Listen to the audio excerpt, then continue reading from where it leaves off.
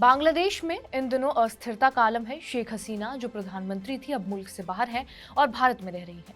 Nobel विजेता मोहम्मद यूनुस सरकार चला रहे हैं। देश में अल्पसंख्यक खास करके हिंदू समुदाय पर जारी हमले के बीच एक प्रेस फ्रीडम से जुड़ी चिंता भी खड़ी हो गई है। बांग्लादेश की एक अदालत ने शेख हसीना के हालिया संबोधन पर रोक लगा दी है। ये रोक बांग्लादेश की अंतर्राष्ट्रीय अपराध ट्रिब्यूनल ने लगाई है।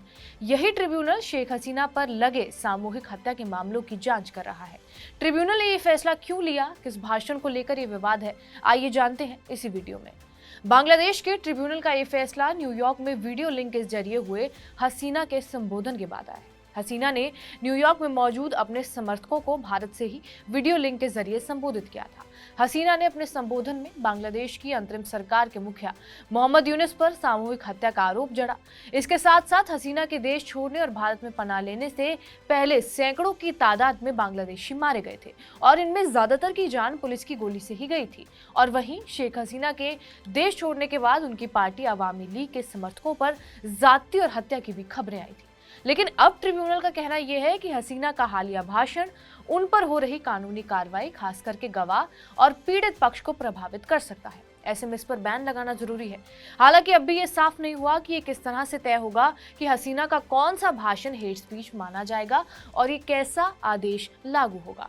दिलचस्प बात यह है कि जिस ट्रिब्यूनल ने शेख हसीना के स्पीच को प्रसारित करने पर रोक लगाई है, इसकी शुरुआत साल 2010 में हसीना ने ही की थी। इसका काम 1971 में पाकिस्तान के खिलाफ बांग्लादेश के आज़ादी की लड़ाई के दौरान हुई जाति की जांच करना था और देश के खिलाफ लड़ने वालों को सजा देना था।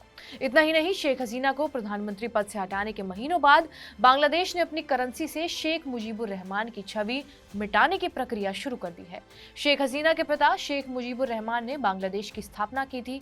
बांग्लादेश की अंतरिम सरकार ने भारत से 2 डिप्लोमेट भी वापस बुला लिए हैं जो बंगाल और त्रिपुरा में तैनात थे। और बांग्लादेश बैंक नए नोट छाप रहा है जिसमें जुलाई के विद्रोह की तस्वीरें होंगी। ढाका ट्रिब्यून ने गुरुवार को ही छात्रों के नेतृत्व वाले विरोध प्रदर्शन का जिक्र करते हुए बताया कि शेख हसीना को 5 अगस्त को भारत भागने के लिए मजबूर होना पड़ा था, जिसके बाद नोबेल पुरस्कार विजेता मोहम्मद यूनुस ने मुख्य सलाहकार के रूप में कार्यभार संभाला। केंद्रीय बैंक के मुताबिक अंतरिम सरकार के ही निर्देशों पर 20, 100, 500 और 1000 टका के बैंक नोट छापे जा रहे हैं। अखबार ने बैंक के हवाले से बताया कि नए नोटों में बंगबंधु शेख मुजीबुर रहमान की तस्वीर शामिल नहीं होगी।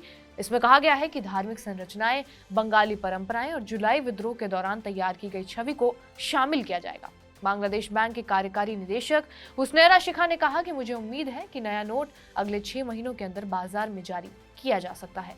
बहरहाल, आपका इस वीडियो पर क्या कुछ कहना है हमें कमेंट करके जरूर बताएं। बाकी देश और दुनिया की तमाम बड़ी अपडेट से जुड़े रहने के लिए सब्सक्राइब करिए TV9 डिजिटल।